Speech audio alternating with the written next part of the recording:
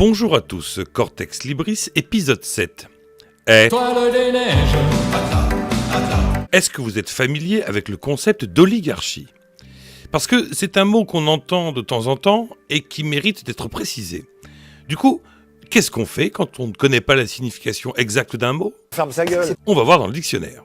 Alors, c'est un système politique dans lequel le pouvoir appartient à un petit nombre d'individus ou de familles, à une classe sociale restreinte et privilégiée.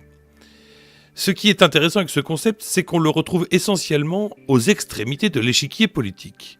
La gauche et la droite radicale l'utilisent allègrement, même si pour eux aussi, une clarification s'imposerait parfois. Cette classe dirigeante, prédatrice et cupide, l'oligarchie.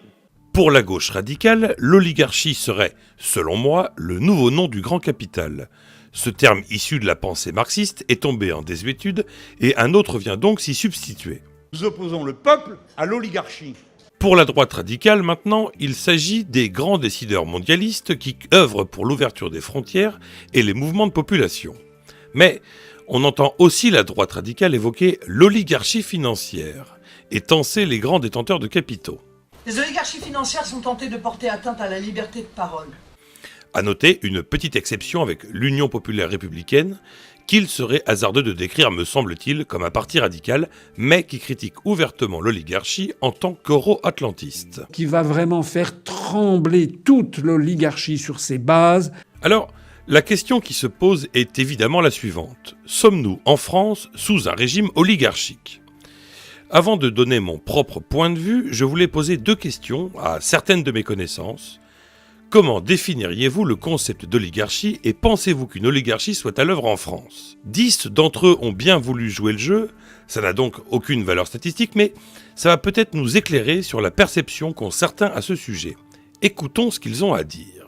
Est-ce que tu pourrais me définir avec tes mots, selon toi, ce qu'est une oligarchie ? L'oligarchie, c'est un système de gouvernance par un groupe qui détient le pouvoir. C'est un petit groupe des individus rares qui ont le pouvoir. C'est un réseau social dont la particularité est de pouvoir avoir une influence sur les différents pouvoirs, les lieux de décision.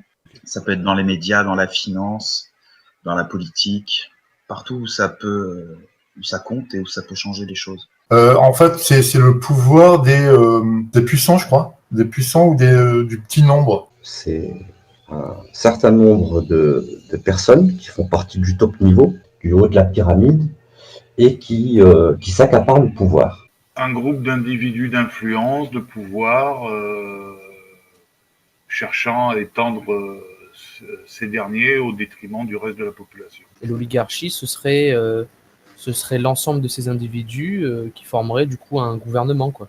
Quand le pays est dirigé par les riches, en fait. Le pouvoir est détenu par un petit nombre. Est-ce que tu considères qu'en France, il y a une oligarchie à l'œuvre ? Et si oui, peux-tu la définir ? Ce sont de grands patrons, possesseurs de grandes industries et autres organes de presse. Les politiciens de carrière, en fait. Je pense pas que tout un chacun ait la possibilité d'y aller, d'en être. Oui, mais je ne la vois pas comme un ensemble monolithique, mais plutôt comme des courants différents courants qui peuvent tantôt être convergents vers des objectifs communs, ou pourquoi pas être divergents et parfois s'affronter sur certains domaines. Il existe bel et bien une oligarchie qu'on pourrait définir d'invisible. Alors je pense qu'ils ont l'impression d'œuvrer pour le bien commun. On peut parler plutôt de plutocratie que d'une oligarchie, parce que tout est basé sur la richesse et on voit bien les scandales de nos politiques en témoignent. Mais elle n'est pas spécifiquement française. Des hommes d'affaires, des financiers. La classe dominante, en fait. L'oligarque, ce serait la personne importante qui fait de la politique. Des industriels, plus gros lobby, quoi, comme le pétrole, On a l'impression que le vote ne sert pas à grand-chose et qu'ils ont déjà choisi qui atteindrait tel et tel poste. À noter qu'un se différencie en considérant que l'État et ses agents sont les représentants par nature d'un système oligarchique. Écoutons cet avis dissident, le point de vue anarchiste, quoique minoritaire dans l'opinion, n'est pas sans intérêt. Je dirais que c'est l'État. Alors évidemment, une oligarchie s'incarne, donc elle s'incarne par ses dirigeants. L'État, c'est donc en l'occurrence les personnes qui sont élues dans une démocratie. Évidemment, dans d'autres pays du monde, ce sont des gens qui héritent du pouvoir. L'oligarchie, elle peut être vaste, à mon avis. Ça peut aller du préfet jusqu'au président de la République, en passant par les députés, les sénateurs. Ce sont tous les gens qui exercent le pouvoir et qui ont les moyens de la coercition. Bien. À l'écoute de ces quelques interventions, il apparaît deux choses. Tout d'abord, le sentiment, pour certains, de la présence d'une superstructure au-dessus de l'État qui dicterait des objectifs et un agenda.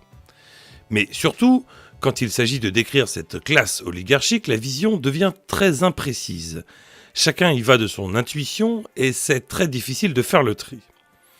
Mais, à y réfléchir, est-ce que cette multitude d'approches n'est pas le signe de la diversité qui composerait ce petit monde ? Je veux dire, je ne crois pas que si classe oligarchique il y a, elle soit uniforme et soudée. Je pense que cette vision simpliste ne colle pas avec ce que nous envoie le réel. Wesh wesh les amis. La France dans laquelle on vit, c'est une oligarchie, c'est-à-dire un monde où les élites politiques, les élites économiques et les élites financières marchent main dans la main et arrêtent pas de tisser des liens ensemble. Donc, sommes-nous en démocratie ? Oui, sans aucun doute. Nous passons par des phases électives où tout un chacun peut théoriquement s'extraire de sa condition de citoyen pour devenir un représentant dans un cadre organisé par l'État. Mais, et il y a un mais, si on reprend la description que fait Idriss Aberkane, que j'ai repris moi-même en compte lors d'un précédent épisode, accouplé au fait que la séparation des pouvoirs a explosé en vol, est-ce que notre démocratie n'est pas pervertie ? Est-ce qu'une classe oligarchique n'aurait pas besoin de louvoyer derrière des atours flamboyants pour continuer à s'appuyer sur un État qui serait une vache à lait ? Est-ce qu'une démocratie de façade n'est pas l'outil ultime pour s'enrichir efficacement et discrètement ? Bien, je ne vous dis pas à la semaine prochaine, pour cause de repos en famille, on se retrouve après les vacances, dans 2 semaines. Et sinon, si tu pouvais choisir, tu aimerais que ton sexe ait quelle odeur ? Le roquefort. Le gruyère. Le comté. Le roquefort. Les mentales. On va dire le brie. Les mentales. De la mozza, j'aime bien. Le brie. Le camembert.